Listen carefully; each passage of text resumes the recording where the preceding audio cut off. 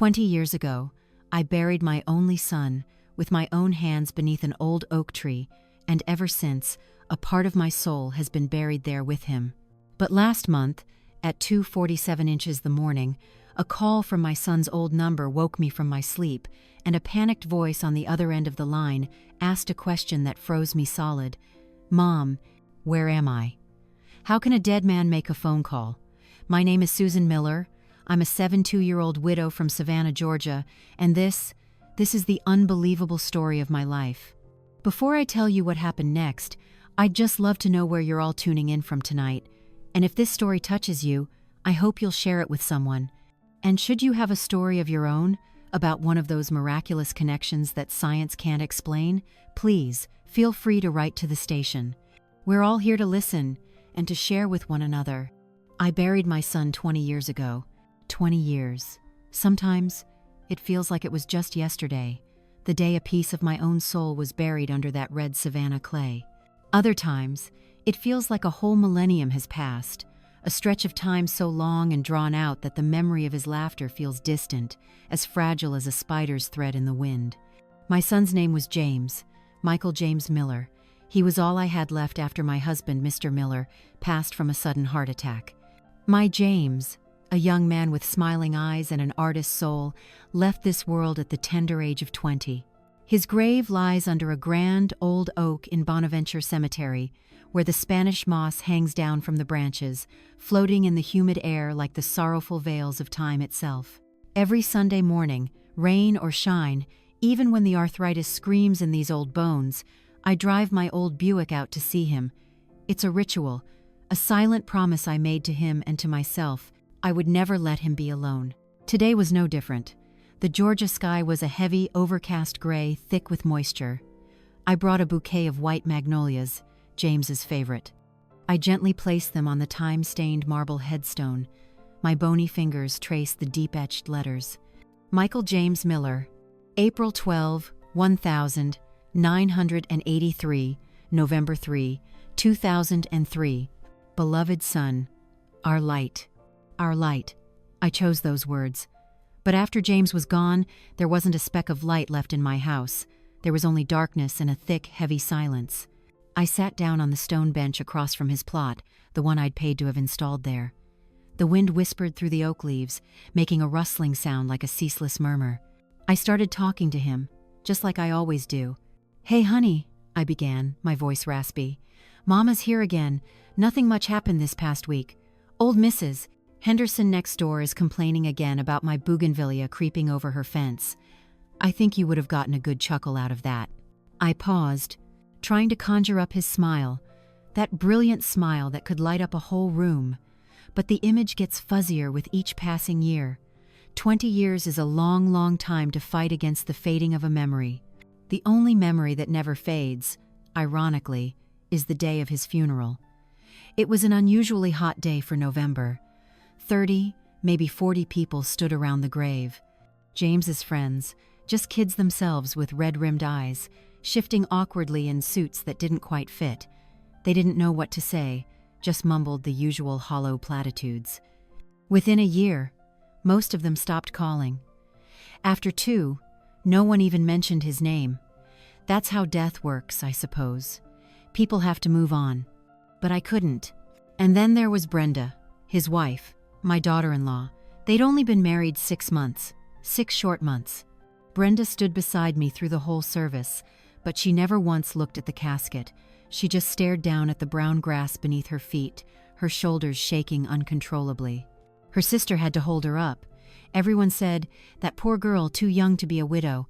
Everyone pitied her pain. But I, his mother, saw something else. Later, when everyone had left and it was just me and the groundskeepers, I caught a glimpse of Brenda's eyes as she turned to leave. For just a fleeting moment, before she could hide it, I saw that her eyes were tearless. They were dry and sharp as broken glass. A cold, calculating look, something I couldn't put a name to, but it planted a seed of unease in my heart, a seed that has lain dormant for 20 long years. I shook my head, trying to banish the image. Maybe it was just the grief playing tricks on my mind. A mother who's lost her child can see things that aren't there. I stood up, brushing invisible dust from my dress. I'm heading home now, James. I'll be back next week. I drove home in the familiar silence. The house sits on a quiet, tree-lined street, a house far too big for one lonely old woman. Everything inside is meticulously kept, clean, but it has the air of a place frozen in time, as if the clock stopped on that fateful night 20 years ago. I passed by James's room. The door is still slightly ajar, as if I'm expecting him to walk out at any moment. I stepped inside. Everything is just as he left it. Posters of the Smiths and The Cure on the walls. A stack of books by Kerouac and Salinger on his desk. His old acoustic guitar leaning in the corner, covered in a thin layer of dust I can't bring myself to wipe away. I've kept this room like a shrine, a desperate preservation of what's left of him. People told me I needed to clean it out, to move on, but how could I? Cleaning this room would be like deleting his name from my phone. It would be like losing him all over again. The evening passed quietly. I ate a simple dinner, watched a bit of the news without really paying attention, and then sat and read under the warm glow of a lamp. The only sounds in the house were the ticking of the grandfather clock in the living room and the creaking of the old floorboards. This is my life.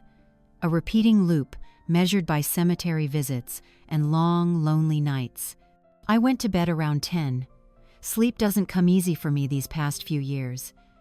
I often toss and turn, listening to the sounds of the night, the whispers of the past. Tonight was no different. I dozed off for a bit, then woke up staring at the strange shapes the moonlight painted on the ceiling. And then, it happened. 2:47 a.m. The silence of the house was shattered by a sound I rarely hear at this hour. The telephone, not my cell phone, but the cordless landline I keep on my nightstand. It rang, shrill and urgent. My heart hammered against my ribs. Who would be calling at this hour? Was it bad news about one of my relatives? I reached over. My hand trembling from age and anxiety. I flicked on the small bedside lamp. The dim light fell on the phone's display screen. And that's when my world stopped spinning. The air caught in my throat. I couldn't breathe. On the screen, 2 words were glowing, almost mockingly, 2 words that had no business being there. James Sell. No, it couldn't be. This had to be a joke. Some terrible system glitch. James's cell phone number was disconnected 19 years and 11 months ago. I know this, but I could never bring myself to delete him from my contacts. It just stayed there, a digital relic, a name I never dared to call.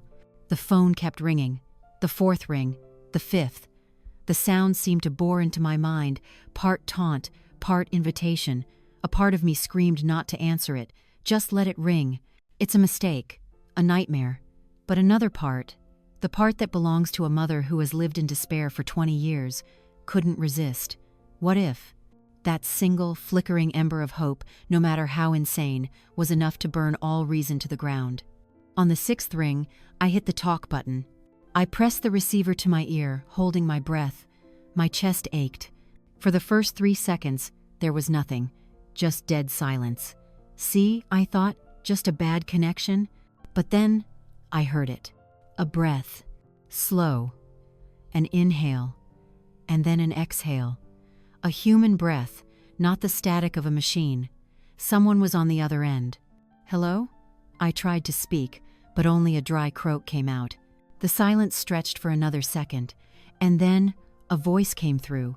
A voice both familiar and strange, muffled by static and what sounded like fear. A voice I've heard in my dreams for 20 years.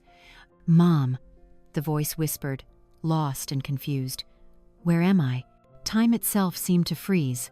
My familiar bedroom suddenly felt alien. The air grew thick, impossible to breathe.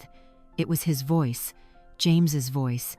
Older, maybe, deeper, but the tone, the way he said "Mom," there was no mistaking it. A mother always knows her child's voice. I couldn't say a word. My whole body was paralyzed. Tears began to stream down my wrinkled cheeks, but I couldn't feel them. My mind was a raging storm of impossible joy and absolute terror. Was this a miracle, or the cruelest kind of torture? "Mom? Are you there?" The voice came again, a note of desperation in it now. I fought for a breath, trying to force air into my constricting lungs. I had to answer. I had to say something. "Jay? James?" I whispered, his name feeling like a shard of glass in my throat. A long pause. I could hear the person on the other end breathing heavily, and then, "Yeah, it's me, but where am I? This place. I don't recognize anything." Beep, beep, beep. The line went dead.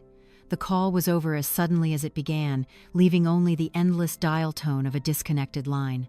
I slowly lowered the phone, my hands still shaking violently. I stared at it as if it were some creature from another world. How long did the call last? A minute?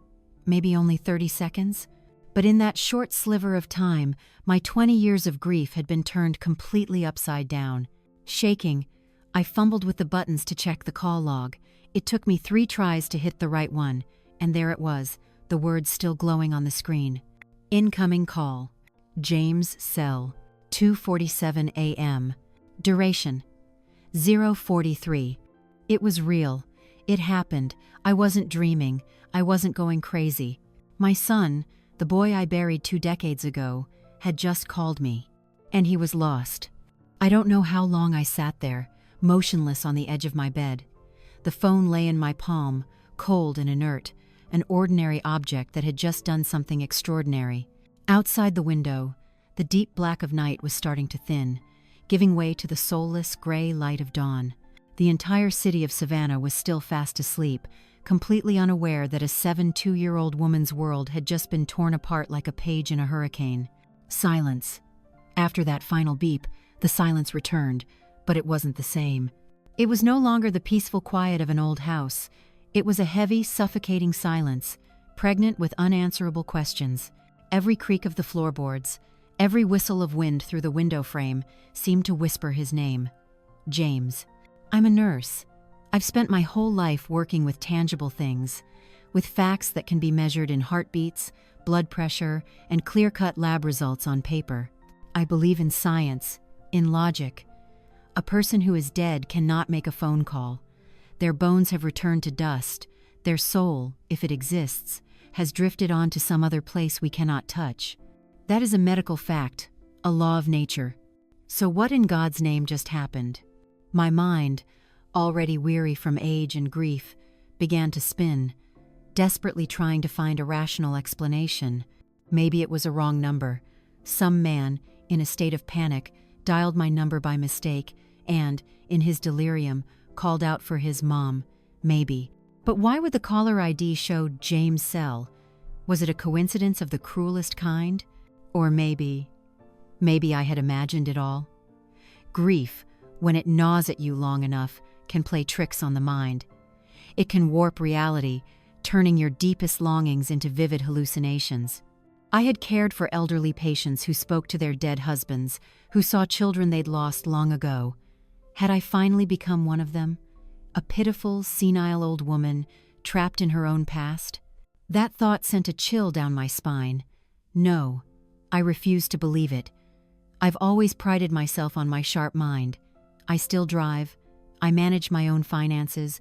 I read every single day. I couldn't be. My trembling hand went back to the call log. I had to see it again. I needed physical proof. The words were still there, unchanged.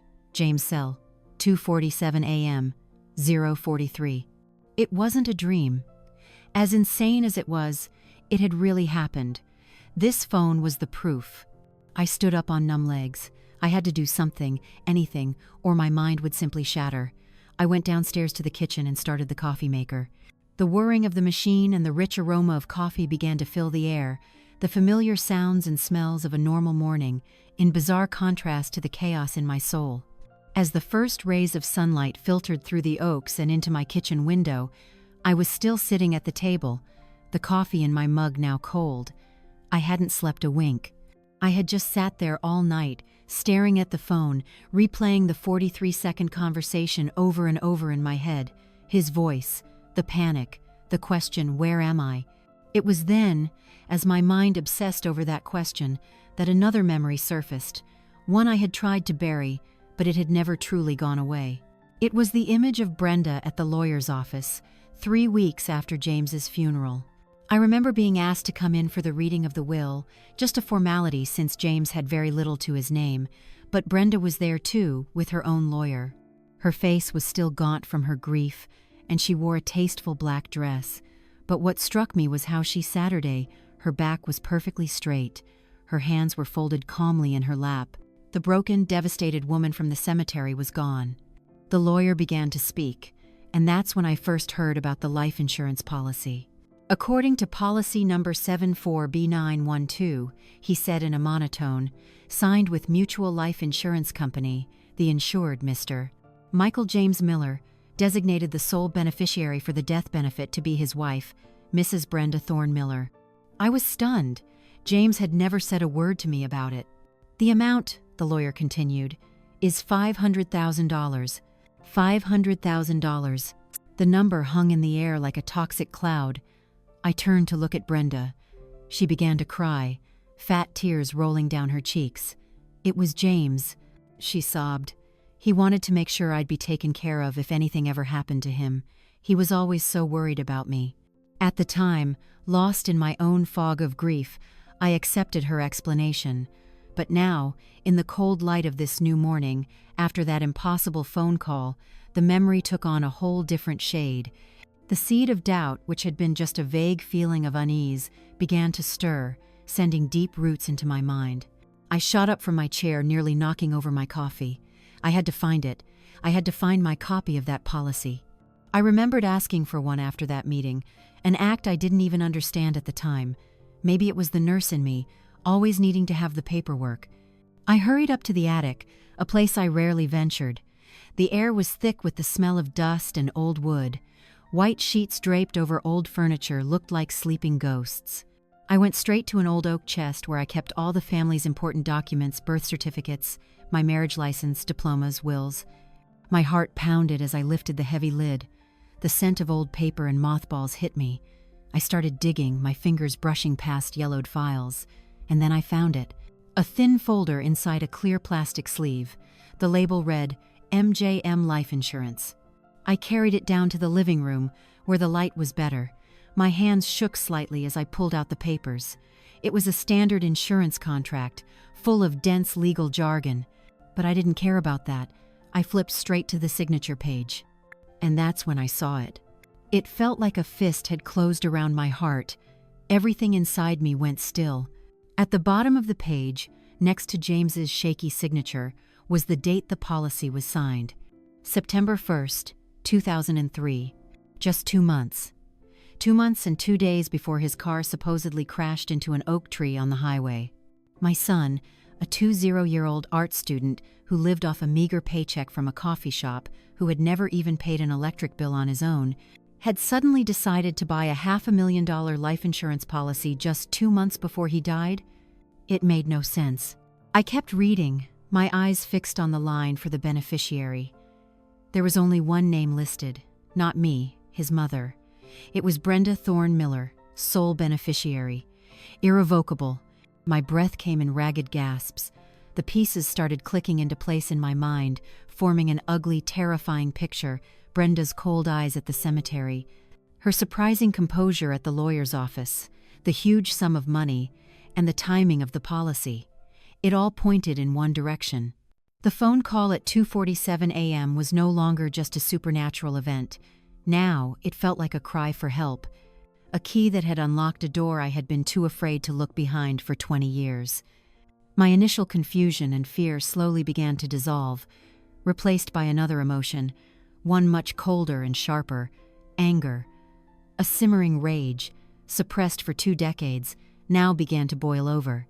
I was no longer a grieving, senile old woman.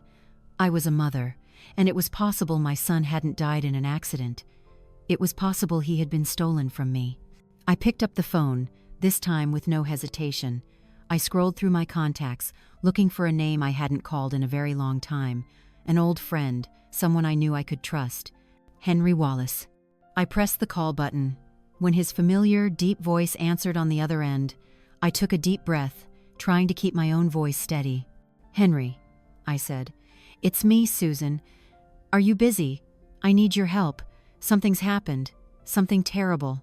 My call with Henry Wallace was brief. His voice on the other end, though groggy with sleep, had its usual calm authority. "I'm home, Susan," he'd said. "Come on over. The door's unlocked." But after hanging up, I found I couldn't move. I just sat there at the dining room table, the cold insurance file lying in front of me. It wasn't a long way to Henry's house, maybe a 10-minute drive through the oak-lined streets of the historic district. But in that moment, it felt like crossing an ocean. Because once I walked out that door and told Henry, the story would no longer be mine alone. It would become a real, tangible thing, a problem to be solved. And I wasn't sure I was ready for what we might find. Fear is a strange thing. For 20 years, I'd lived with the fear of loss, of loneliness, of my son's memory fading away, but the fear creeping into me now was entirely different. It was sharper, more active.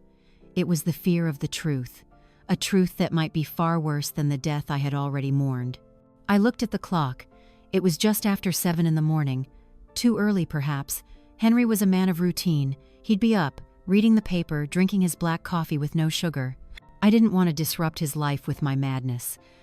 I was making excuses, trying to prolong this state of limbo, where everything was still a possibility, not yet a hard fact. The next 3 days passed in a fog. I moved through my life like a sleepwalker. I did my daily chores on autopilot, watering the plants, checking the mail, cooking meals I had no appetite for. But my mind was somewhere else entirely. It was haunted by 2 things, James's voice and Brenda's face. I kept putting them side by side, trying to make the connection. Every night I stayed wide awake. I was afraid to sleep. I placed the cordless phone on the pillow next to me, the ringer volume turned all the way up. I sat in the darkness, and I listened. I waited. The waiting was its own form of torture. Every car that passed on the street, every branch that scraped against the roof made me jump. I both yearned for it to ring again and was terrified by the thought of it. And then, on the 3rd night, it happened again. 2:47 a.m. The familiar, piercing ring cut through the dark. This time I wasn't paralyzed. A cold jolt of adrenaline shot through me, sharpening all my senses. I was ready. Next to the phone, I had a small cassette recorder, an old thing my husband used to use for his ideas. I had tested it a dozen times, making sure the batteries were fresh and the tape was blank. I took a deep breath, my finger shakily pressing the red record button, and then I answered the phone. "Hello," I said, my voice clearer this time, though I couldn't hide the tension. There was that dead silence for a few seconds, then the familiar, ragged breathing. "Mom." "James, it's me." "Where are you, honey?" I pressed, trying to cram as many questions as I could into the short window of time I might have. "I don't know." His voice was panicked, broken. It's cold here. There are a lot of tall trees. Pine trees. I can see snow on the mountaintops, but there's none down here." "Snow on the mountaintops? You don't see that in Georgia." "They call me by another name," he continued, his voice full of disgust. "They call me Kevin. That's not my name. Mom, my head hurts so bad. It always hurts." "Kevin?" I repeated, trying to commit every detail to memory. "James, can you see a town name? A street sign? Anything that can help me find you?" There was a low groan on the other end of the line, a sound of pure agony and confusion. "Bend." I think I heard someone say that. "Bend, Oregon." "Mom, I can't remember. I can't remember anything." Beep, beep, beep. He was gone again. I sat there frozen, the phone still clutched in my hand. But this time, the feeling wasn't hopeless confusion. This time, I had something. A name. A place. Kevin. Bend. Oregon. And most importantly, I had the recording. I didn't hesitate for another second. I hit the stop button on the recorder, rewound it a little, and pressed play. His voice filled the room again, staticky and distant, but unmistakably clear. It was proof. It was real. The sun wasn't even up, but I was already getting dressed. I couldn't wait any longer. I dropped the cassette recorder and the insurance file into my handbag, grabbed my car keys, and walked out of the house I had been a prisoner in for the last 3 days. The early morning air was cold and clean. As I drove through the sleeping streets, I felt a sense of purpose I hadn't felt in 20 years. Grief had turned me into a shadow of my former self. But now, I wasn't a shadow anymore. I was a mother on her way to find her son. Henry Wallace's house was at the end of a quiet cul-de-sac. It was a small, neat brick house with a well-tended garden, even though he lived there all alone. The porch light was on. I knew he'd be up. I took a deep breath before knocking. The door opened almost immediately. Henry stood there, tall and lean, his silver hair neatly combed. He was wearing a turtleneck sweater and khaki pants, looking more like a retired professor than a detective. But his eyes, behind their thick glasses, still had the same sharp, observant quality they always had. "Susan," he said, his voice low and warm, "you look like you haven't slept a wink." "I haven't slept in 3 nights, Henry," I replied, stepping inside. His house smelled of old books, leather, and the faint, lingering scent of pipe tobacco, though I knew he'd quit years ago. It was a comforting, solid smell. He led me into his study. The walls were lined with floor-to-ceiling bookshelves, filled with hardcover detective novels and history books. On his mahogany desk, everything was perfectly organized. "Have a seat," he said, gesturing to the leather armchair across from his desk. "Coffee?" "Yes, please." While he went to make the coffee, I had a moment to collect myself. I placed my handbag in my lap, feeling the weight of the evidence inside. I had to present this clearly, logically. Henry was a man of facts, of hard evidence. I couldn't let my emotions get the best of me. He returned with 2 steaming mugs. He sat down in his chair, looking at me over the rim of his glasses, waiting patiently. "So," he began gently, "what terrible thing has happened, Susan?" I took a deep breath, and then I told him. I told him about the first call, about the name James Sell on the screen, about the sound of my son's voice. I saw the concern flicker across Henry's face. He didn't interrupt, just listened silently, but I could see the detective's mind at work. He was looking for rational explanations. A sophisticated prank, a technical glitch, or worse, a sign that his old friend's mind was starting to fail. "I know what you're thinking, Henry," I said after I finished telling him about the first call. "You think I'm imagining things, that my grief has finally made me lose my mind." "I wasn't thinking that at all, Susan," he lied politely. "I'm just trying to consider all the possibilities." "Then consider this one," I said, and I pulled the insurance file from my bag and pushed it across the desk toward him. "Look at the date it was signed." Henry picked up the file. He put on a pair of reading glasses, his eyes narrowing as he read the fine print. I saw his expression shift as he saw the date. The polite concern vanished, replaced by sharp focus. He flipped through the pages, reading the clauses carefully. $500,000, he muttered. Signed just 2 months before the accident. Sole beneficiary is the wife. He looked up at me, his eyes now deadly serious. This is suspicious, Susan. Very suspicious."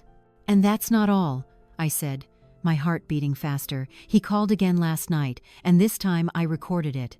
I took the cassette recorder out of my bag. The silence in the room felt heavy enough to touch. I could hear the ticking of the old clock on the mantelpiece. Henry stared at the little machine as if it were a ticking bomb. "Are you sure?" he asked, a hint of hesitation in his voice. "Hear it for yourself," I replied. I pressed the play button. After a small click, the room filled with the hiss of the cassette tape.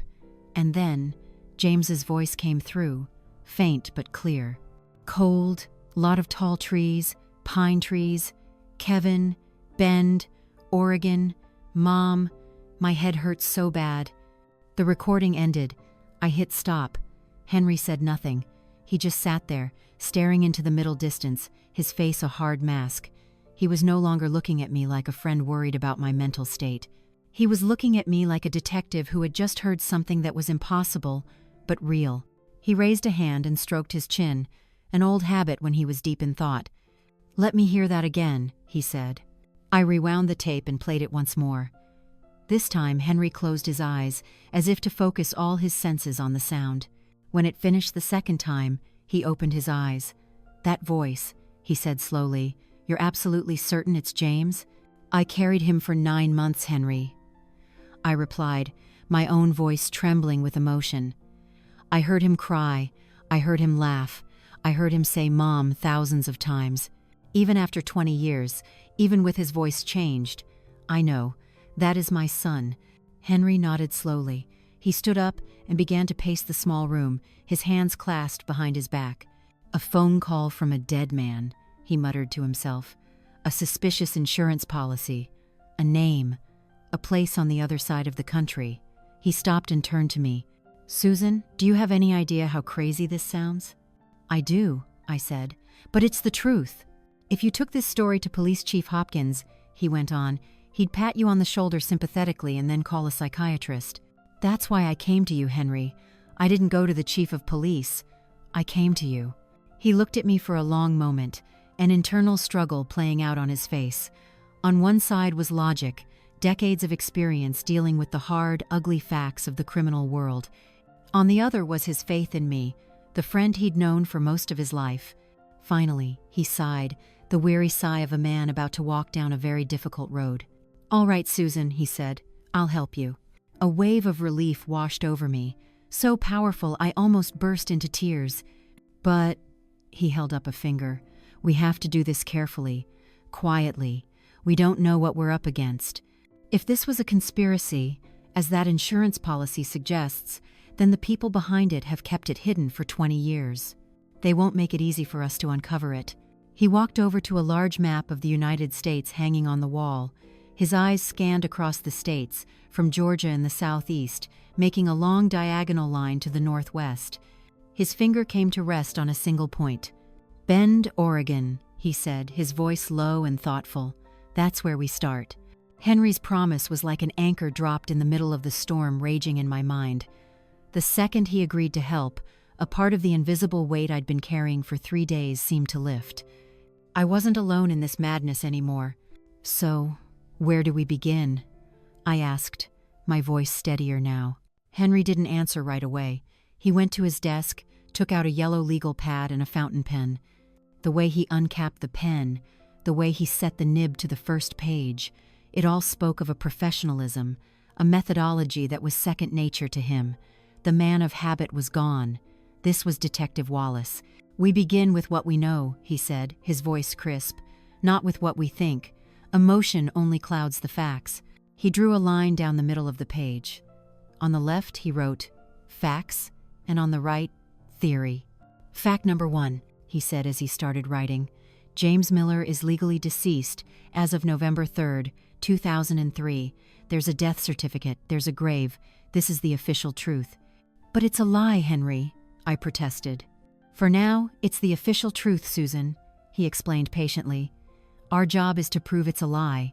Fact number 2, 2 phone calls were made to your number from a phone listed in your contacts as James Cell. We have the call log, we have the tape. Fact number 3, a $500,000 insurance policy was taken out 2 months before James's death. Sole beneficiary, Brenda Thorne, Miller. Fact number 4, the voice on the tape mentioned the name Kevin and the location Bend, Oregon." He set his pen down and looked at me. "That's all we have. 4 facts. Everything else is theory. And our biggest theory is this: James is alive, and Brenda staged his death to collect the insurance money. So what do? We pursue 2 lines of inquiry, in parallel," he said, the confidence in his voice starting to bleed over to me. "The first is the past. The second is the present. I'll handle the past. I have old contacts, sources who might still owe me a favor or two after all these years. I'm going to start digging into James's accident again. The police report, the coroner's report, everything. I want to know every single detail, no matter how small." "And what about me?" I asked. "You," he looked at me, his eyes serious, "you'll handle the present, but not in Oregon, not yet. You're going to start with Brenda." The name sent a chill down my spine. "Brenda? I don't even know where she is." "We'll find her," Henry said with certainty. "In today's world, nobody can completely disappear, especially not someone living on that kind of money. Social media, public records, property deeds.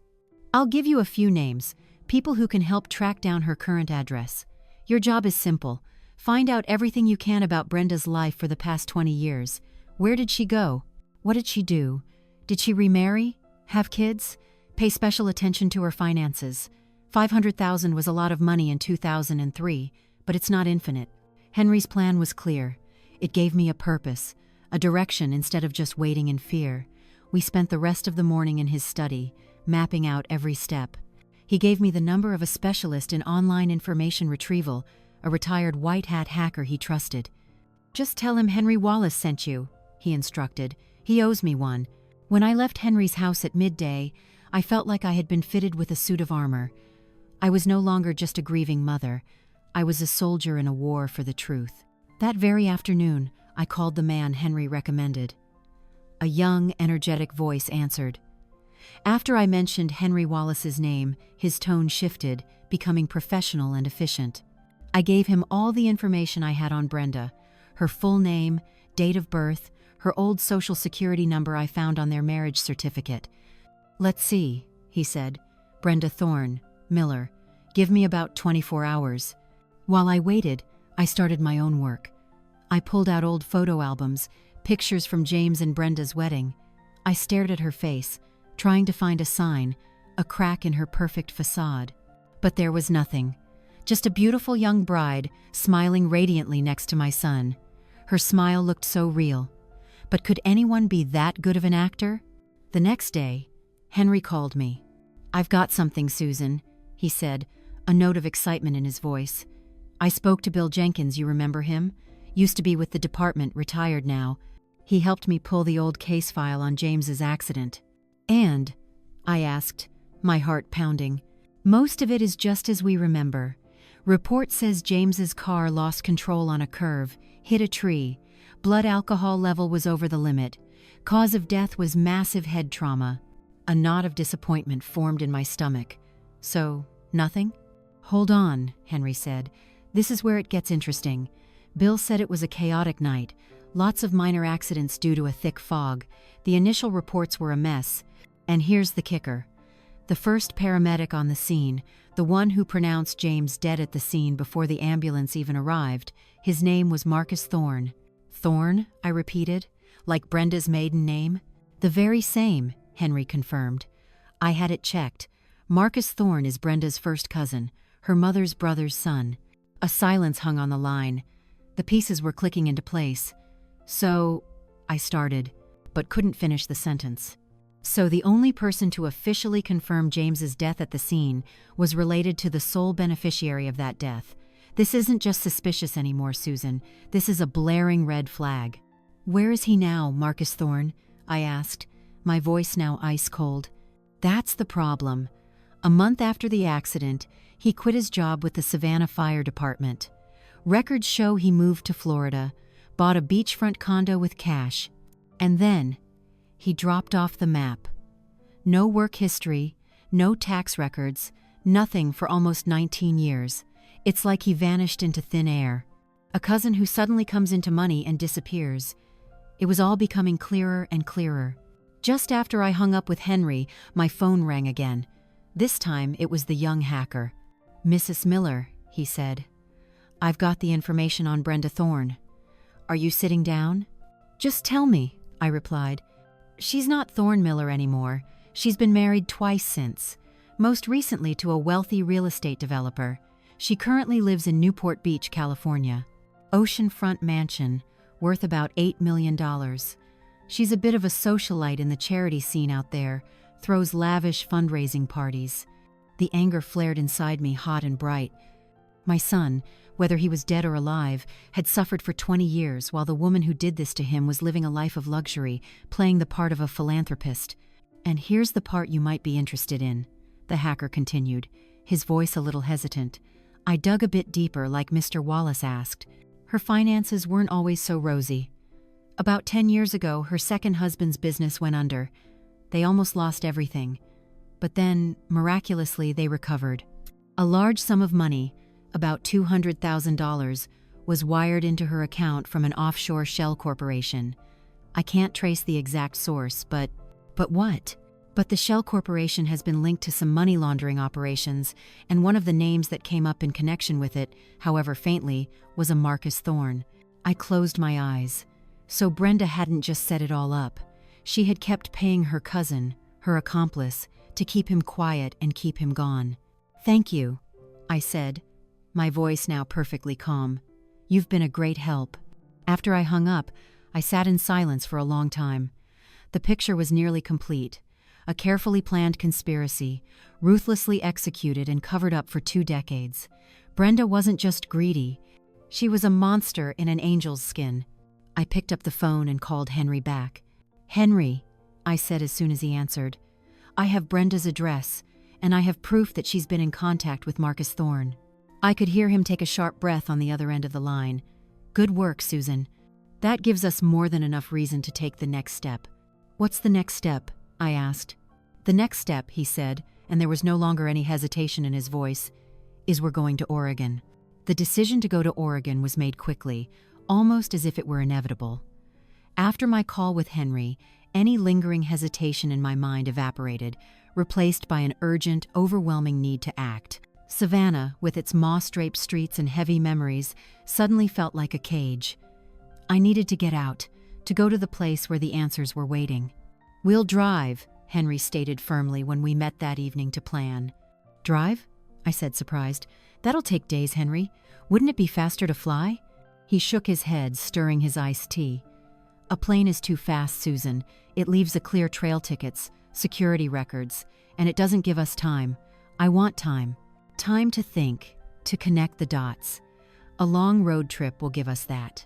Besides," he narrowed his eyes, an old habit from when he was about to make a key point, "if we're dealing with people who've covered up a crime for 20 years, we need to be as discreet as possible. Your old Buick isn't going to attract anyone's attention." I understood his point. This was no longer just a search. It had become a covert investigation. We were walking into enemy territory, and we had to be careful with every step. 2 days later, we were on the road. I told my nosy neighbors that I was going to visit a distant cousin in Tennessee for a few weeks. Henry didn't have to explain himself to anyone. The bachelor life afforded him that freedom. My 1998 Buick, though old, was a smooth ride. Henry took the driver's seat, his hands steady on the wheel. I was beside him, in charge of the paper maps, an old-fashioned habit Henry insisted on over a GPS and a thermos full of hot coffee.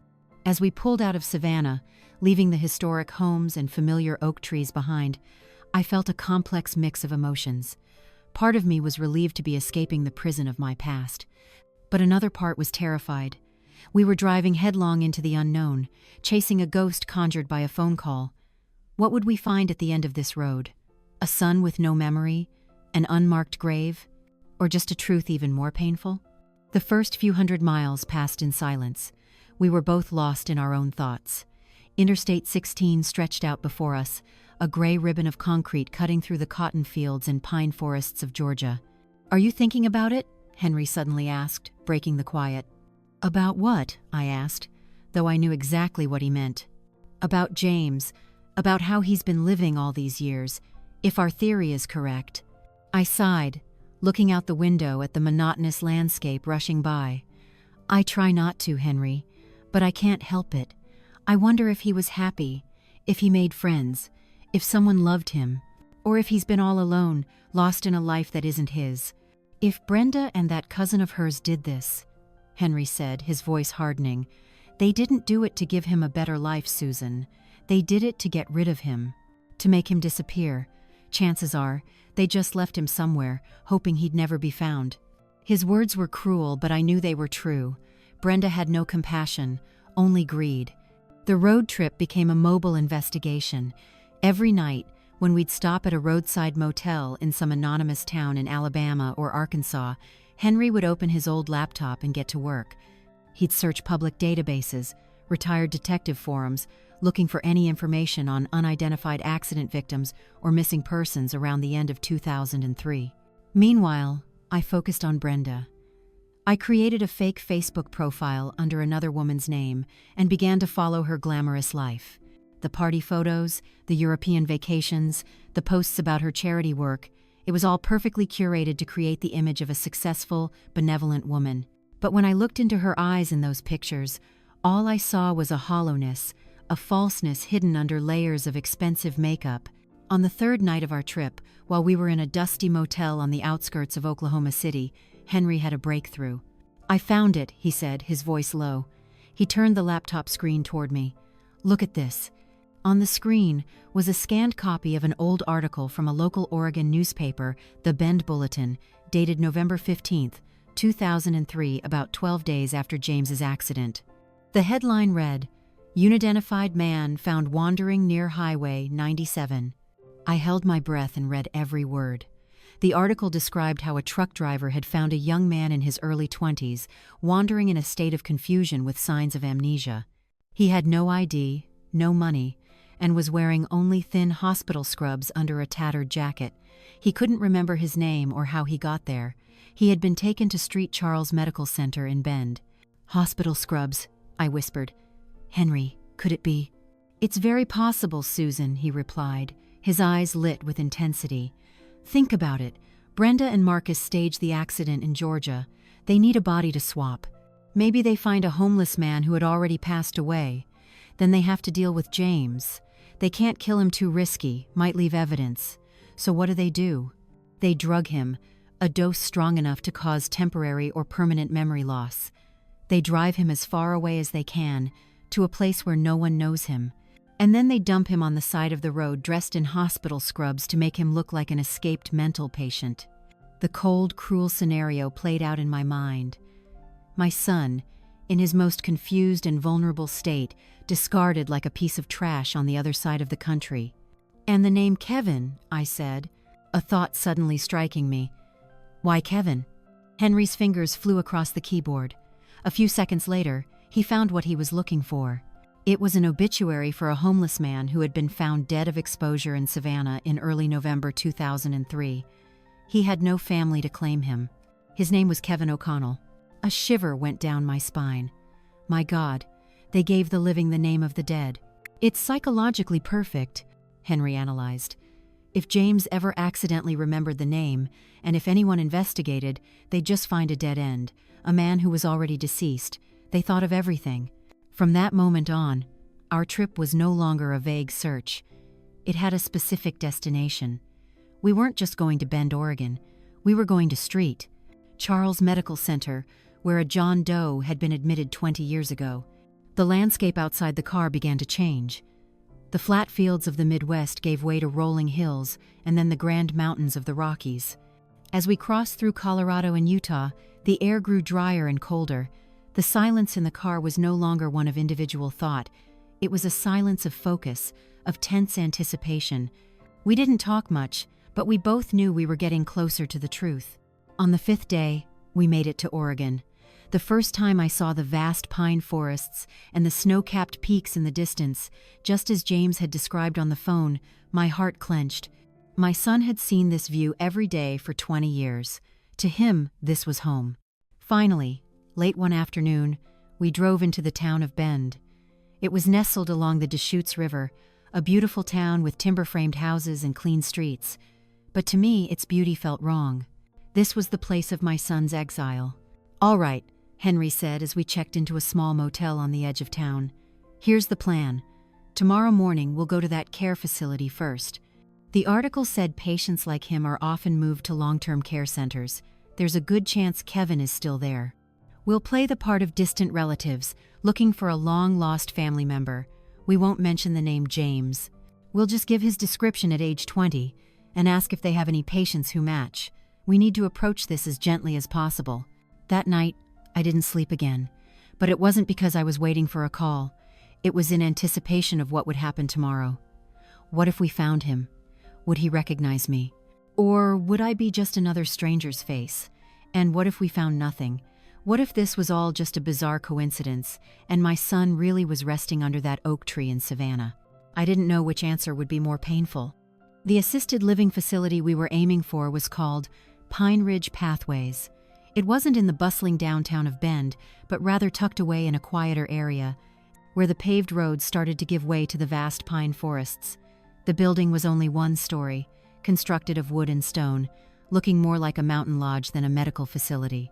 It was surrounded by carefully tended gardens, with gravel paths and benches set under the shade of the trees. The place exuded a sense of peace, almost as if it were detached from the outside world. When Henry parked the Buick in the visitor's lot, I felt my heart begin to hammer against my ribs.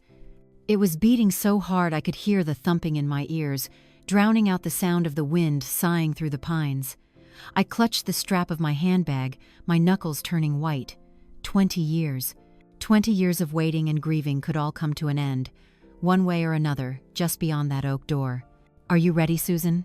Henry asked, his voice gentle but firm. He didn't look at me. His eyes were scanning the building with the professional appraisal of a detective. I took a deep, shaky breath, trying to calm the tremor that was spreading through my body. "I don't know, Henry, but we've come too far to turn back now." "That's right," he said. "Remember the plan. We're distant cousins from the East Coast. We're looking for our cousin Kevin, who we lost contact with after a head injury years ago. We're not sure, just following a faint lead. Let me do most of the talking." I nodded. I knew I wouldn't be able to say much. A knot of emotion was rising in my throat, ready to burst at any moment. We walked inside. The lobby was bright and welcoming, with a stone fireplace and comfortable armchairs. A woman in her 50s, with short blonde hair and friendly glasses, sat behind the reception desk. She looked up and smiled at us. "Welcome to Pine Ridge. How can I help you?" Henry stepped forward, a polite and slightly weary smile on his face, perfectly playing the part of a man who had traveled a long way. "Good morning. My name is Henry Wallace, and this is my cousin, Susan Miller. We apologize for arriving without an appointment. We're in a bit of a delicate situation." He began to tell the story we had concocted. He told it smoothly and convincingly, adding small details to make it feel real about how the family had lost hope, but had recently heard a rumor that someone resembling Kevin was living in Oregon. The receptionist listened intently, her eyes filled with sympathy. "I understand," she said after Henry had finished. "What a touching story. We do have a few long-term residents who don't have visitors. Let me see. Kevin, you said?" "That's right," Henry replied. "He'd be about 40 now, brown hair, blue eyes. When he was younger, he was tall and on the thin side." The woman typed on her computer keyboard. I held my breath. Every second felt like an eternity. "Yes," she said after a moment. "We do have a resident named Kevin. He's been with us for nearly 20 years. The physical description is a close match. But I must tell you, his file states he has no known family. And Kevin, he's very private. He has total amnesia from his trauma, and sometimes new things can agitate him." "We understand," Henry said. "We'll be very careful. We just want to see him, just to be sure. Whether it's him or not, we need to know." The woman hesitated for a moment, then she nodded. "All right, follow me. He's usually in the garden this time of day. He likes to paint." My heart leaped into my throat. Paint. My James loved to paint. It was his passion. We followed the woman down a long, bright corridor and through a glass door that led to the back garden. The bright sunlight made me squint. The garden was large and quiet, filled with the sound of birdsong and rustling wind. There were a few other residents sitting on benches or strolling slowly, but my eyes were immediately drawn to a solitary figure in a far corner. He was sitting on a wooden bench, his back to us, an easel set up in front of him. He wore a flannel shirt and jeans. His brown hair shot through with strands of silver that glinted in the sunlight. He had a tall frame, his shoulders slightly stooped forward, completely absorbed in his work. That posture, the way he tilted his head, even from behind, even after 20 years, I knew. A mother always knows. My breath caught in my throat. My feet felt nailed to the ground. I couldn't take another step. Henry sensed it. He gently placed a hand on my elbow, a silent reassurance. "Easy, Susan," he whispered. The receptionist led us around a rosebush so we could get a better view without disturbing him. And then I saw his face in profile. It was the face of a 40-year-old man. There were lines around his eyes and on his forehead, features etched by time and weariness. His cheekbones were sharper, his jaw more square. It was no longer the boyish face of the 20-year-old I remembered, but it was my son's face. The blue eyes, though focused on the canvas, were the same. The straight nose, the thin lips, the tiny, faint scar just below his left jawline, the result of a bicycle fall when he was 7. It was all there, masked by 2 decades of distance, but it was there. A choked sound escaped my throat. I clapped a hand over my mouth to keep from crying out his name. Tears began to well up, blurring everything. Henry's grip on my arm tightened. The receptionist looked at me with concern. "Mrs. Miller, are you all right?" I shook my head, unable to speak. "Is it him?" Henry asked quietly. All I could do was nod. The tears were flowing freely now. Henry turned to the woman. "I believe it is. This is quite a shock for her. Would it be possible for us to speak with him for a moment?" "Of course," the woman replied. "I'll give you some space. Just let me know if you need anything." She quietly walked away, leaving Henry and me standing there, just a few yards from my son. A short physical distance, but a chasm of 20 years. It took me a few moments to get myself under control. I wiped my tears, trying to breathe evenly. I couldn't let him see me like this. I didn't want to frighten him. Henry nodded at me, signaling he would take the lead.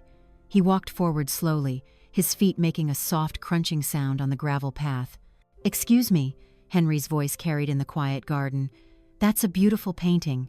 The man started, as if pulled from another world. He turned his head, and for the first time in 20 years, my son's eyes looked directly at me. For a split second, I hoped. A crazy, desperate hope that recognition would dawn, that memory would flood back, but there was nothing. His eyes met ours, looked at Henry, then swept over me without a flicker of recognition. They were blank, distant, and held a deep, hidden sadness. They were the eyes of a stranger. My heart shattered into a million pieces. The pain was worse than the day I buried him, because then I had lost him. Now he was right in front of me, and I had still lost him. "Thanks," he said, his voice low and a little raspy, unused to much conversation. "I'm just messing around." "You're Kevin, is that right?" Henry asked. He nodded reluctantly. "Yeah. I'm Henry, and this is Susan." Henry introduced us. "We've come a long way. We're looking for a relative. He looked a lot like you."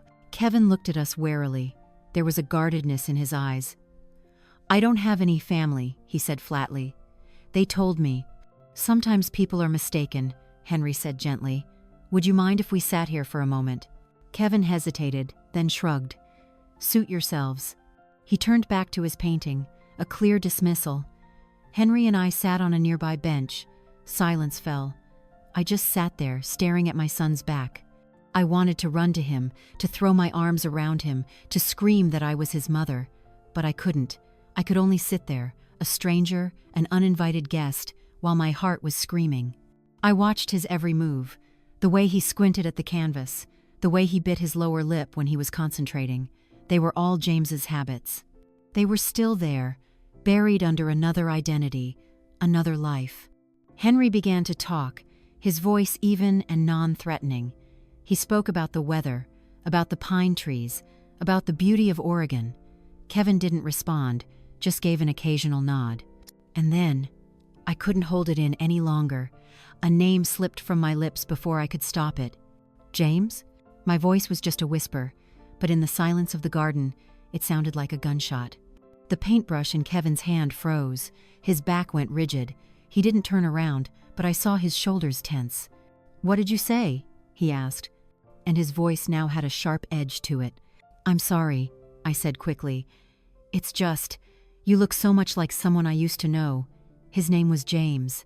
He still didn't turn. He set his paintbrush down, his hands clenching into fists. A few seconds passed. When he spoke again, his voice was trembling. "Don't call me that name." "We're sorry if we've upset you," Henry said, trying to de-escalate the situation. Kevin suddenly shot to his feet, knocking the easel over. The painting fell to the ground. He spun around to face us, and this time his eyes weren't empty. They were filled with fear, confusion, and an uncontrollable rage. "That name," he yelled, causing a few other residents to look over. "It's in my dreams. In my head. I'm not James. My name is Kevin. Just leave me alone." He backed away, his hands flying to his head, looking like a cornered animal. He stared at me, a wild and pained look in his eyes, then turned and ran. He fled back into the building, disappearing through the glass door. I sat on the bench, frozen, my whole body shaking. Henry put a hand on my shoulder. "I frightened him, Henry," I sobbed. "I ruined everything." "No, Susan," he said, his voice low and certain. "You didn't ruin anything. You just confirmed something. That name means something to him. It's buried somewhere deep, and you just touched it." He looked toward the building where my son had vanished. "Now we know for sure. It's him. And he's trapped." I looked up at him, tears streaming down my face. "So what do we do now, Henry? How do we bring him back?" Henry squeezed my shoulder. "By finding the key, Susan. By finding the key that unlocks a memory that's been locked away for 20 years. James's, or Kevin's, violent reaction left chaos in its wake. The receptionist and a few other staff members rushed out, calming the other residents and looking at us with a mixture of sympathy and reproach. We had disturbed the manufactured peace of Pine Ridge. Henry handled the situation with the skill of a diplomat. He apologized profusely, explaining that the resemblance had been a great shock to me and that our reaction had probably made Kevin uncomfortable. He promised we wouldn't be a bother anymore and quickly ushered me away. Back in the Buick, silence descended. I leaned my head against the cold glass of the window, staring at the wooden building where my son was imprisoned, not by bars, but by his own mind. A feeling of helplessness washed over me, as cold and heavy as a burial shroud. "He hates me, Henry," I whispered, my voice breaking. He was terrified of me. "He doesn't hate you, Susan," Henry said, his voice firm. He had started the car but hadn't driven off yet. "He doesn't know who you are to hate you. What he's afraid of is the name. James, it's a keyword, a trigger for something inside him, a memory or a feeling he can't control or understand. It's like you touched an exposed nerve.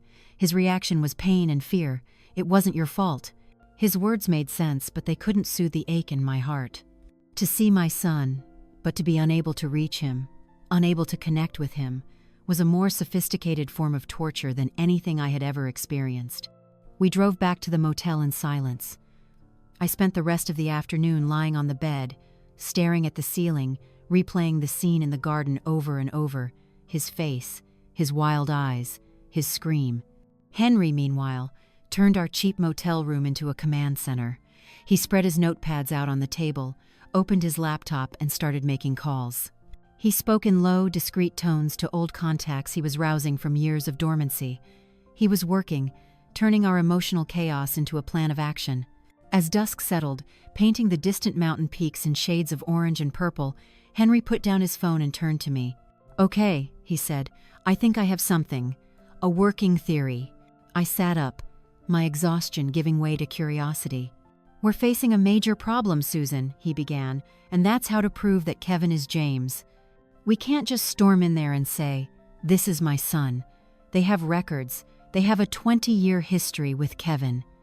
Our word means nothing without undeniable proof." "A DNA test?" I suggested. "That's the endgame," he agreed. "But to get a court order for that, we need probable cause. We need more evidence. And that leads me to the biggest question, the one that brought us here in the first place." He paused, looking directly at me. "The phone calls. We have to be able to explain them. Logically, if we can prove that James, or Kevin, was capable of making those calls, it becomes a critical link in our chain of evidence." I shook my head. "But how, Henry?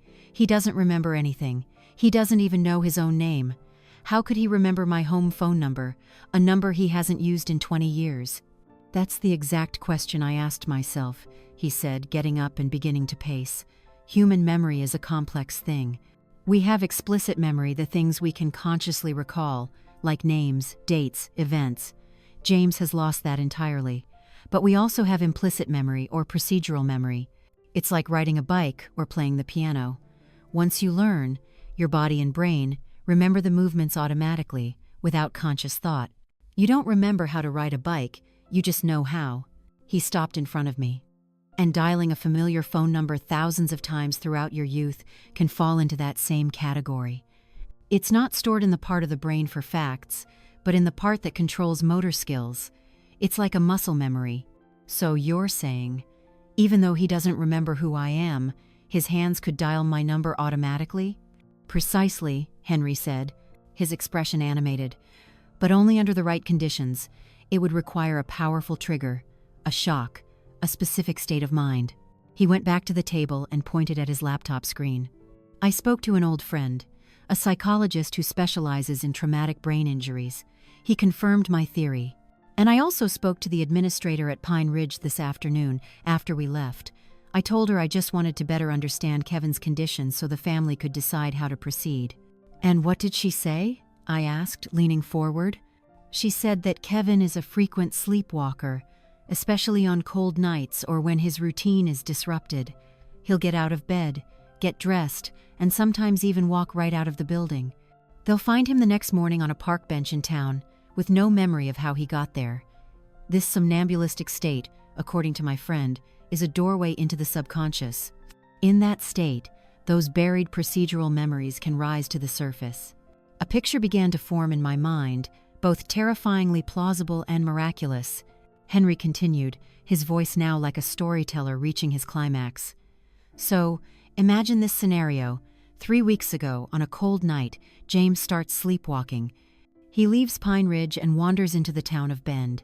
In that agitated, subconscious state, a deep, primal urge surfaces, the urge to go home, to connect with his mother. And then, a stroke of fate. He finds a cell phone, maybe someone dropped it, a cheap, prepaid phone. And he called me, I whispered, my heart pounding. In his sleepwalking trance, his hand automatically dialed the only sequence of numbers etched into his motor memory, the 10 digits of your home phone. He didn't know what he was doing, but his body did. And when you answered, some small part of his conscious mind was awakened by the sound of your voice. That's why he panicked. He partially woke up, realized he was in a strange place, talking to a voice both familiar and alien, and then the shock of it made him hang up. Henry's explanation was perfect. It was logical, it was backed by science, and yet it didn't take away the magic of it. It was a combination of biology and love, of reflex and destiny. But what about the caller ID, Henry? I asked. James' cell. How do you explain that? Henry smiled, a triumphant little smile.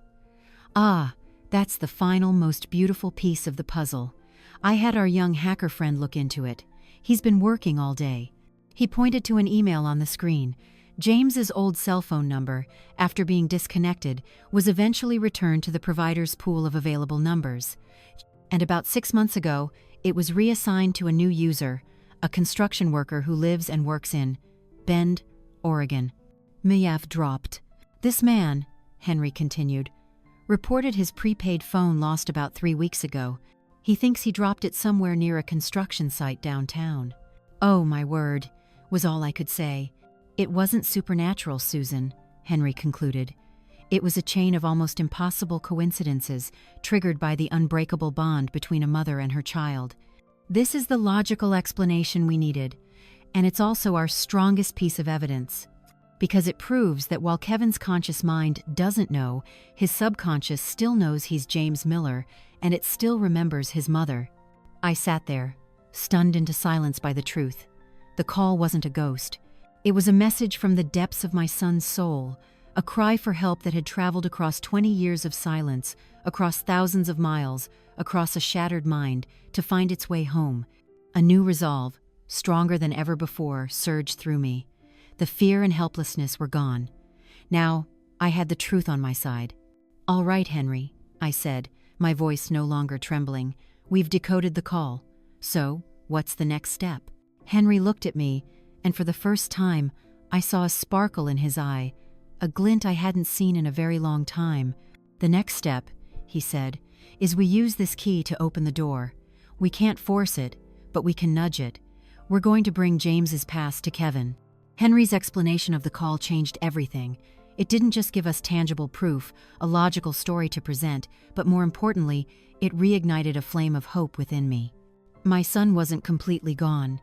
Somewhere, deep inside the man named Kevin, my James still existed, struggling in the dark, trying to find his way back. And now we had a map, however faint. We can't rush this, Henry stressed the next morning as we sat in the motel room planning our next move. His reaction yesterday shows how fragile his mind is. Too great a shock could cause him to retreat even further, and we might lose him for good. So what do we do? I asked, my own patience wearing thin. We can't just sit here and wait. We're not going to wait, he replied. We're going to create an environment, a bridge between his past and his present. We need things that can trigger senses other than just words. Smells, sounds, images, things that can bypass the rational brain and tap directly into his emotional memory. His plan was simple, yet incredibly subtle. We would no longer confront James directly. Instead, we would approach the administration at Pine Ridge. Henry had already crafted a new cover story.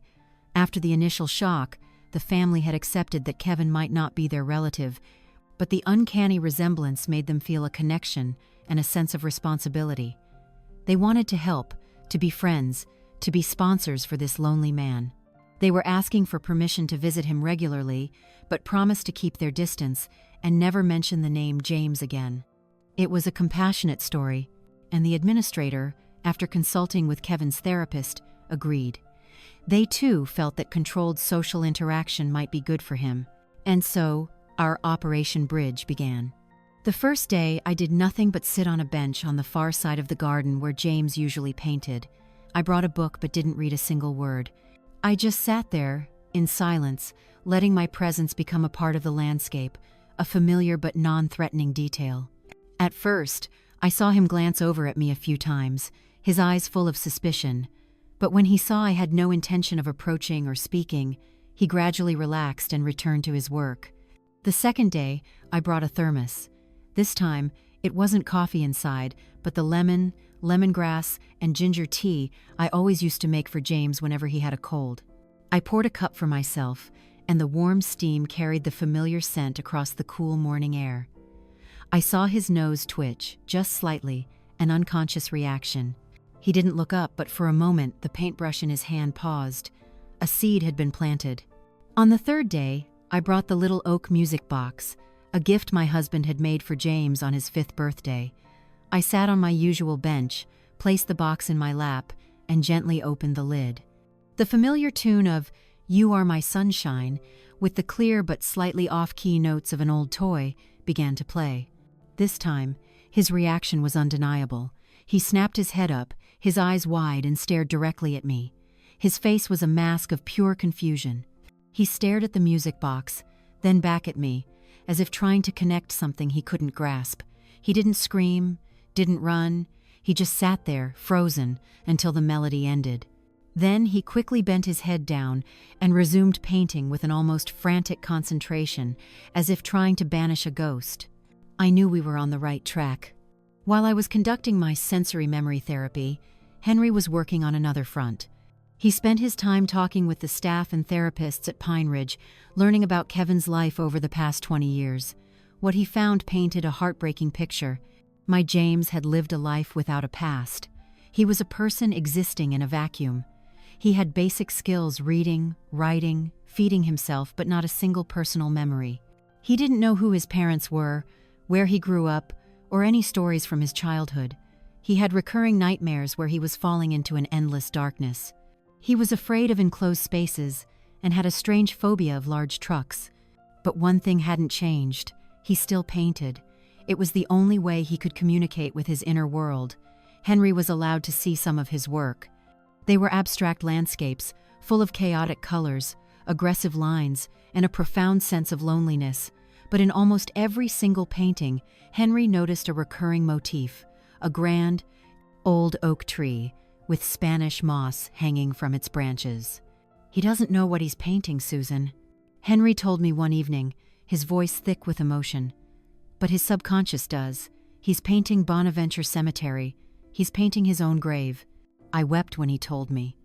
His grief and his connection were so deep that even when his mind was wiped clean, his soul still found its way back to that place. On the 5th day, I decided to make my boldest move. I had spent the previous evening in our motel's small kitchenette, using ingredients I had to hunt for at a local supermarket. I baked a batch of oatmeal raisin cookies from my grandmother's recipe. They were the one thing James could eat all day long. The smell of butter, brown sugar, and cinnamon had been the scent of his childhood. That morning, I brought a still-warm container of cookies to the garden. I didn't approach him. Instead, I went over to a few of the other residents sitting nearby and offered them some. "Good morning, gentlemen," I smiled. "I baked some cookies. Would you care for one?" They happily accepted. The warm, delicious aroma quickly filled the garden. I glanced over at James. He was still painting, but I saw his hand tremble slightly. He took a deep breath. One of the other residents, a kind-faced old man, took a cookie and walked over to him. "Hey Kevin," he said, "want one? This lady's cookies are out of this world." James looked up, saw the cookie, then looked at me. For a split second, I saw a different light in his eyes. Not fear, but a flicker of longing, a vague familiarity. He hesitated, then slowly, he nodded. He took the cookie from the man. He didn't eat it right away. He held it to his nose and inhaled deeply.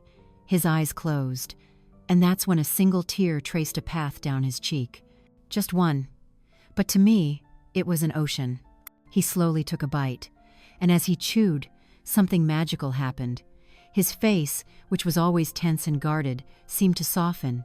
He looked at me, and for the first time, his gaze wasn't entirely that of a stranger. There was a question in it, an unspoken confusion. And then he whispered a word, so faint it was almost carried away by the wind, but I heard it. "Mom?" It wasn't a statement, it was a question. An echo from a distant, foggy place. He said it as if he didn't understand why he was saying it himself. I couldn't hold back anymore. The tears streamed down my face. I nodded, not daring to speak for fear of breaking the fragile moment. He looked at me for another second, then the confusion and fear returned. He shook his head hard, as if trying to dislodge an unacceptable thought. He stood up, dropping the rest of the cookie on the ground, and hurried back inside the building. But this time, it wasn't a panicked flight. He walked unsteadily, like a man who has just seen a ghost. I remained on the bench, shaking, but this time, it was with joy. That evening, Henry and I knew we had broken through. The door was ajar, but we also knew it wasn't enough. We needed a final push, something undeniable, something that could shatter the wall between Kevin and James for good. "It's time, Susan," Henry said, his voice resolute. "We need to bring the most important piece of his past here, something Brenda couldn't take away." "What is it, Henry?" I asked. He looked at me, and in his eyes, I saw the final plan take shape.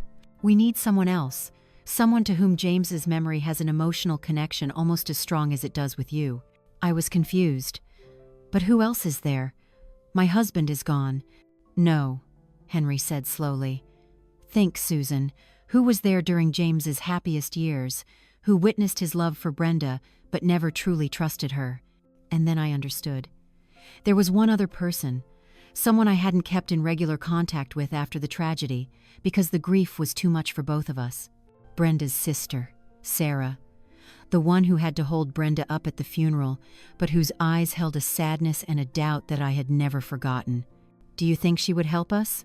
I asked, a new flicker of hope igniting. "I don't know," Henry admitted, "but she's our best shot. If anyone knows the truth about who Brenda really is, it's her own sister." Henry's idea to contact Sarah, Brenda's sister, gave me pause at first. My relationship with her had grown distant after James's death. We were on opposite sides of a tragedy. She was the grieving widow's kin, and I was the mother of the deceased. Every time I saw Sarah, I was reminded of Brenda, and perhaps for her, seeing me brought back a similar pain. We had chosen a path of polite avoidance for 20 years. But Henry was right. Sarah was a possibility, a wild card we had never considered. If anyone could give us a deeper insight into Brenda's psyche, or maybe even some hard evidence, it was her. Finding Sarah was much harder than finding Brenda. She didn't live a glamorous life on social media. Henry had to use all his skills, and it took him nearly 2 days to track her down. Sarah Thorne, after a divorce, had taken back her maiden name. She was an elementary school teacher living a modest life in a small town outside Atlanta, not far from Savannah. She had deliberately chosen a quiet life, far from her notorious sister. Henry advised that I should be the one to call. "This is personal, Susan.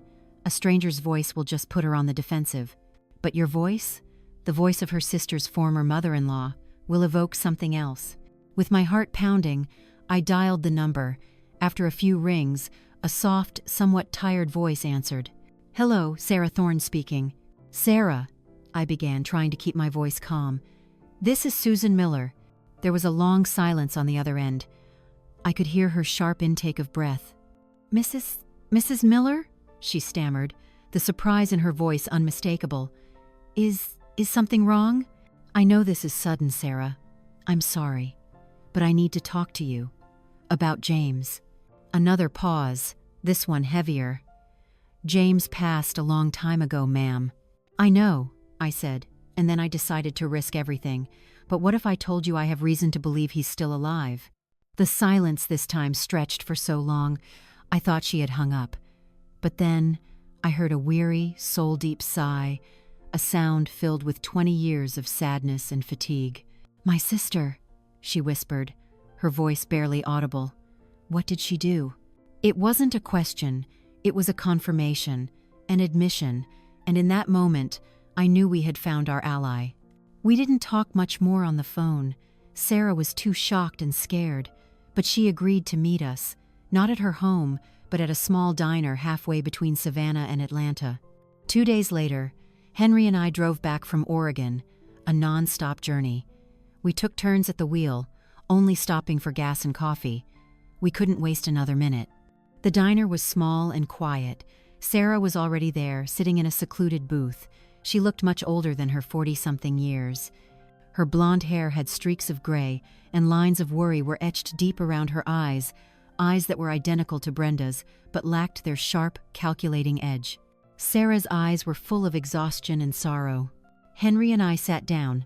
No one spoke for a moment. Finally, Sarah broke the silence. "She was always like this," she said, staring into her cold cup of tea. "Brenda, ever since she was a kid, she always wanted what she couldn't have, and she would do anything to get it. She told us a story we never knew. Brenda had become obsessed with James the first time she met him in college. But James, at the time, was dating someone else. Brenda had orchestrated a sophisticated plan to break them up, spreading rumors, playing the part of a trusted friend. Eventually, she got James. I thought that once she had him, she'd be happy," Sarah continued, her voice trembling. "But she wasn't. She wanted to control him, his money, his friends, his time. James was a kind soul, he went along with it. But a few months before the accident, he started to see it. He told me he was planning on leaving her. My heart clenched. My son had realized, but it was too late. That night, Sarah took a deep breath. The night of the accident, Brenda called me. She was hysterical. She said James had stormed out after a huge fight. A few hours later, the police called. "Did you suspect anything?" Henry asked gently. Sarah looked up, and for the first time, I saw a flash of anger in her tired eyes. "Suspect? Mr. Wallace, I have lived with certainty for 20 years. I know my sister. I know she's capable of the worst things, but I had no proof. And I was scared." "Why were you scared?" I asked. "Because of Marcus Thorne," she replied. "Our cousin. That man is scum, mixed up in gambling, debt. Brenda could always manipulate him." After the funeral, Marcus disappeared, and Brenda was suddenly rich. I put 2 and 2 together. I confronted Brenda once. She just laughed and told me if I ever said anything, she would make sure I was implicated too. She said, "Family has to stick together." I had a young daughter at the time. I didn't dare. Fear and guilt had eaten away at her for 2 decades. Henry told her everything we had discovered, about the call, about Kevin in Oregon, about our theory. When he finished, Sarah broke down, crying tears of relief and anguish. "So he's alive," she sobbed. "Thank God. All these years, I thought she had killed him." "We need your help, Sarah," Henry said. "We need something that can take Brenda down once and for all, something undeniable." Sarah wiped her tears. Her hesitation was gone, replaced by a steely resolve. "I think I have something. Brenda is careful, but she's also arrogant. She thinks she's smarter than everyone else." She told us that a few years after the accident, Brenda had asked her to store a small safe deposit box, saying it contained precious mementos of James. Brenda didn't trust banks. Sarah, out of fear, had agreed and had kept the box under her bed for over a decade, never daring to open it. We drove to Sarah's house immediately. The metal box was heavy and cold. It was locked with a numerical code. "Do you know the combination?" Henry asked. Sarah shook her head. "No, but I know something Brenda might have used." She looked at me. "James's birthday. She was always obsessed with him." I recited James's date of birth, the 4th of December 2083. Sarah punched in the 6 digits. Click. The box opened. Inside were not mementos. Inside was proof. An old, flip-style cell phone from the early 2000s, a few small, unlabeled vials of pills, and a small, leather-bound diary. Henry carefully put on a pair of gloves and opened the diary. It was Brenda's. The first few pages were filled with obsessive declarations of love for James, but the later entries grew dark and angry. And then we found it, the entry dated November 3rd, 2003. He's going to leave me. After everything I've done for him, he called me controlling, a monster. He doesn't understand. I do it all because I love him. If I can't have him, no one can. Tonight, it ends. Marcus has the replacement ready. The plan is set. James is going on a long, long trip. I felt sick to my stomach. Henry placed a steadying hand on my shoulder. Underneath the diary was something even more damning. A fake driver's license in the name of Kevin O'Connell, but the photo on it was of James. We had it all. The conspiracy, the motive, the physical evidence. "It's time, Susan," Henry said, his voice like steel. "It's time to bring the curtain down." Our final plan was meticulously crafted. It wasn't just about arresting Brenda, it was about bringing James home. First, Henry, with Sarah's help as a witness and our undeniable evidence, contacted an old friend at the FBI. An official federal investigation was opened. Then, it was my turn. I called Brenda. My voice trembled perfectly, a performance I had rehearsed.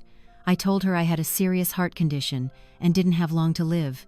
I said my last wish was to see my daughter-in-law one last time, to pass on some family heirlooms. Brenda, greedy and self-satisfied, took the bait. "Oh, my dearest mother," she cooed, her voice dripping with fake sentiment. "Of course, I'll fly to Savannah immediately." And so, the trap was set. A few days later, Brenda walked into my living room. She was dressed in designer clothes, carrying an expensive handbag, looking more like she was attending a party than visiting a dying old woman. "You're not looking well," she said, her eyes scanning the room, appraising the value of the antiques. "I'm not, Brenda," I said, looking her straight in the eye. "I've been living a lie for 20 years and it's killing me." Confusion flickered across her face. "What are you talking about?" "I have a gift for you," I said, and I handed her James's old music box. She took it, a look of puzzlement on her face. I said, "Open it." She lifted the lid, but inside wasn't a ballerina. Instead, it was her old cell phone that we had found. The color drained from Brenda's face. She recognized it instantly. Where did you get this?" she stammered. "Probably the same place as this," I said, and I placed her diary on the table. At that exact moment, the living room doors opened. Henry walked in, flanked by 2 plainclothes FBI agents. Behind them stood Sarah, watching her sister with a look of both pity and contempt. Brenda leaped to her feet, her eyes wild. "This is a setup. You have nothing on me." "Is that so?" a voice called out from the stairs. A voice that was low and hesitant, but devastatingly familiar. We all turned. James was slowly walking down the stairs. He had been brought back from Oregon by the agents the day before and prepared by psychologists for this moment. He wore a simple sweater. His face was still confused, but in his eyes, as he looked at Brenda, something had changed. A flicker of memory, however faint, had been lit. Brenda stared at James, then back at us, her face a mask of disbelief and horror. The perfect facade she had worn for 20 years finally shattered. "No, it can't be," she whispered. "You were supposed to be gone." James said nothing. He just stared at the woman who had stolen his life, and in that silence Brenda knew she had lost. "Brenda Thorne," one of the agents said, his voice cold and final. "You're under arrest." The moment Brenda was handcuffed in the middle of my living room wasn't like what you see in the movies. There was no hysterical screaming or violent struggle. There was just a sudden, complete collapse. As if the last string holding her mask in place had been cut, Brenda crumpled to the floor, her body limp, her eyes staring into nothing. The arrogance and cruelty were gone, leaving only the empty shell of a human being consumed by her own schemes. As the agents led her away, she didn't look at me or James. She just muttered a single phrase, over and over like a meaningless mantra. It was supposed to be perfect. After they left, a strange silence fell over the room. Sarah was crying softly in the corner. Henry placed a hand on her shoulder in a gesture of quiet comfort. As for me, I couldn't take my eyes off James. My son was still standing at the foot of the stairs, motionless. He had witnessed the whole drama, but his face showed little emotion beyond a deep confusion. The confrontation hadn't been a magical eureka moment that brought his memory flooding back. It was more like watching a movie about someone else's life, someone who just happened to look exactly like him. I slowly approached him. For the first time, I stood before my son without any barriers, not as a stranger. "James?" I called softly. He looked up at me. His blue eyes, my husband's eyes, no longer held that wild fear. Instead, there was an endless weariness and an unspoken question. "That woman," he began, his voice still hesitant, she's in my dreams, but she has no face, just a feeling, cold." "That was Brenda," I said, trying to keep my voice from shaking. "Your wife." He closed his eyes, as if trying to process an overwhelming piece of information. "I don't remember." "I know," I replied, and I did something I had been longing to do for days. I slowly raised my hand and gently touched his cheek. His skin was warm, real. My son was here. He was alive. He didn't pull away. Instead, he leaned into my hand slightly, an unconscious reflex for warmth, for comfort. "Do you remember me?" I asked in a whisper. He opened his eyes, and in them, I saw a struggle. "I don't remember your face," he said honestly, "but your voice, the smell of the cookies, that music, they're like fragments from somewhere far away. It's not a memory, more like a feeling, the feeling of home." And for me right now, that was more than enough. I asked for nothing more. The tears came again, but this time they were tears of relief, of a fragile but real joy. The weeks and months that followed were a difficult journey, a bumpy road of rediscovery and healing. Our story made waves. The Black Widow of Savannah became a headline. Brenda and Marcus Thorne, who was arrested in Florida, faced a battery of federal charges. With the diary and Sarah's testimony, the case was airtight. They were both sentenced to life in prison without the possibility of parole. Justice in the legal sense was served. But human justice was another matter entirely. James, or rather, both Kevin and James, began intensive therapy. The doctors said his memory might never fully return. 20 years of living in a blank state had created deep scars on his brain. Trying to force the memories back could do more harm than good. So we didn't force it. Instead, we started to rebuild. From scratch. He chose to stay at my house, in his old room. At first, he was like a tourist in a museum. He would touch his old things, the guitar, the books with the curiosity of an archaeologist excavating a lost civilization. I told him stories. Every day, another story. I told him about his first steps, about his pet dog named Skip, about summers at his grandmother's house. I showed him photo albums, pointing out the faces of relatives, of old friends. I never said, "Do you remember?" I just said, "This is a part of you." He was a patient listener. Sometimes, a story or a picture would trigger a reaction. A furrowed brow, a distant look, a sudden question. That dog, did he like to chew on shoes? Tiny fragments, flickers of light in a thick fog. This process wasn't just for him to remember, it was also for me to learn to accept. I had to accept that the 20-year-old boy I lost would never come back. That boy was frozen in time. The 40-year-old man sitting across from me at the dinner table, the man who was relearning how to hold a knife and fork properly, who had moments of terrifying silence and moments of sudden laughter at an old cartoon, he was someone new. He was a combination of James and Kevin. He was my son, but he was also someone I was getting to know all over again. Sarah became a vital part of our lives. With the truth out, the burden of guilt she had carried for 2 decades seemed to lift from her shoulders. She drove down most weekends. She provided a connection to the past that I couldn't. She told James stories about Brenda, not with hatred, but with a deep sadness for a sister who had lost her way. She helped James understand that dark part of his past, not as a victim, but as a survivor. And Henry, my loyal old friend, was always there. He wasn't a detective anymore. He was a friend again, an uncle, a grandfather figure. He taught James how to play chess.